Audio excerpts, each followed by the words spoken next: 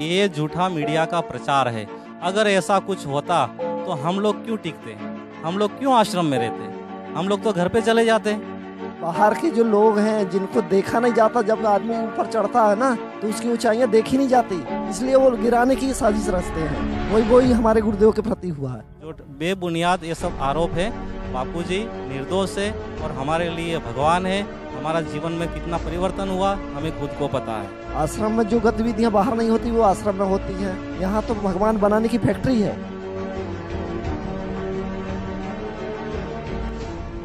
योगेश भाई, लुधियाना आश्रम ऋषि प्रसाद के प्रमुख।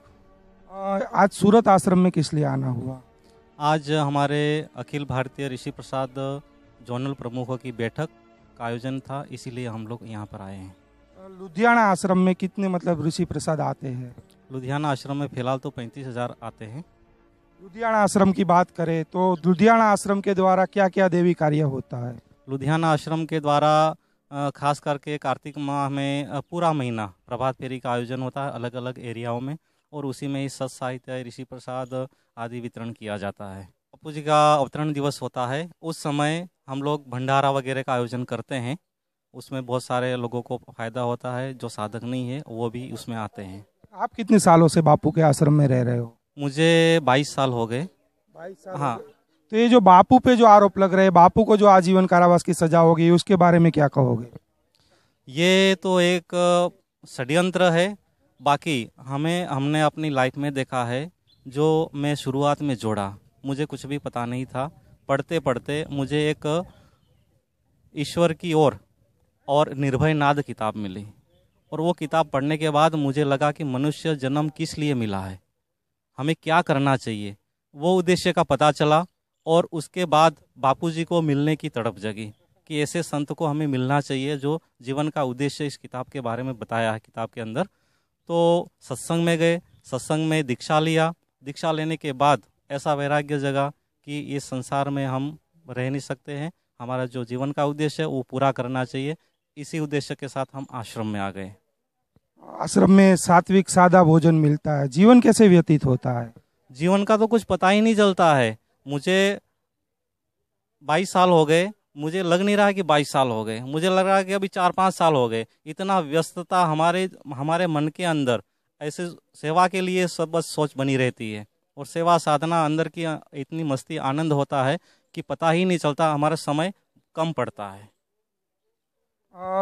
लुधियाना आश्रम में बापू को आजीवन कारावास की सजा होने के बाद भक्तों की संख्या श्रद्धा में कितनी कमी आई? कोई भी कमी नहीं आई है।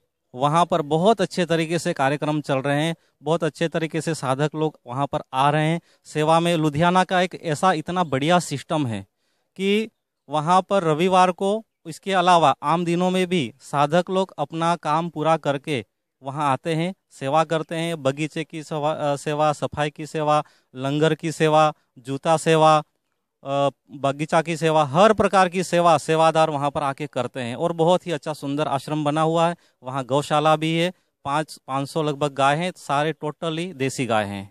22 साल का जिक्र किया, 22 सालों से बापू के आश्रम में रह रहे हो, तो कुछ लोगों का ऐसा कहना है कि आश्रम में गलत काम होते, तो उन लोगों को क्या कहना चाहोगे? मतलब नहीं, ये झूठा मीडिया का प्रचार है।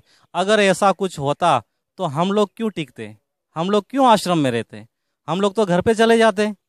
तो ये बिल्कुल बकवास है, बिल्कुल झूठ, बेबुनियाद ये सब आरोप है। बापूजी निर्दोष है और हमारे लिए भगवान है। हमारा जीवन में कितना परिवर्तन हुआ हमें खुद को पता है। क्या नाम है आपका? दभाई चंडीगढ़ आश्रम। आप भी ऋषि प्रसाद संभालते हैं? जी, हम 20 साल से नहीं 18 साल से हो गए हम ऋषि प्रसाद की सेवा। जब से मैं बापू के आश्रम में समर्पित हुआ हूँ तो मैं ऋषि प्रसाद की ही सेवा कर रहा हूँ। 18 साल का जिक्र किया, तो 18 साल पहले मतलब युवा सोचता है महोत्सव करे, शादी ब्याह करे, तो ये सन्यास का मार्ग कैसे चुना? क्या देखा संत आसाराम जी बापू में? मैं अपने भोपाल में नौकरी करता था, मेरे को ऋषि प्रसाद मिली, ऋषि प्रसाद पढ़ा तो मेरे को लगा कि गुरु तो ऐसे होते हैं। मैं तो गुरु और किसी को समझता था। जब मैंने किताब पढ़ा तो लगा कि आध्यात्मिक गुरु कोई होते हैं, तब मैं उस खोज पे निकला और फिर मेरे को बापूजी मिले।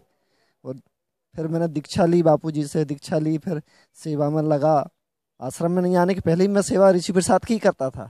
फिर मैं ऋषि प्रसाद की जब आश्रम में आया तो मेरे को ऋषि प्रसाद की सेवा ही मिली गुरुदेव की कृपा से, और अभी भी मैं ऋषि प्रसाद की सेवा में कर रहा हूँ। 18 साल में से क्या सीखने को मिला बापू के आश्रम में जो बाहर कुछ नहीं है वो गुरुजी से मिला, जो बाहर कुछ नहीं है वो गुरुजी से मिला सब कुछ।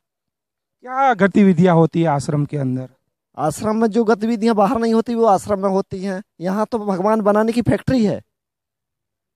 यहाँ आश्रम में जो होता है भगवान बनाया जाता है, यहाँ बाहर तो संसार बनाया जाता है। बाहर के जो लोग हैं जिनको देखा नहीं जाता, जब आदमी ऊपर चढ़ता है ना तो उसकी ऊंचाइयां देखी नहीं जाती, इसलिए वो गिराने की साजिश रचते हैं। वही हमारे गुरुदेव के प्रति हुआ है। मतलब आरोपों में कोई सच्चाई नहीं? कोई सच्चाई नहीं है। मतलब आज भी बापू को बापू जी आज भी निर्दोष है, कल भी थे और आगे भी निर्दोषी रहेंगे। चंडीगढ़ आश्रम की बात करें तो क्या क्या देवी कार्य होते हैं समाज उत्थान के? चंडीगढ़ आश्रम में हर रविवार को सत्संग होता है, लंगर होता है।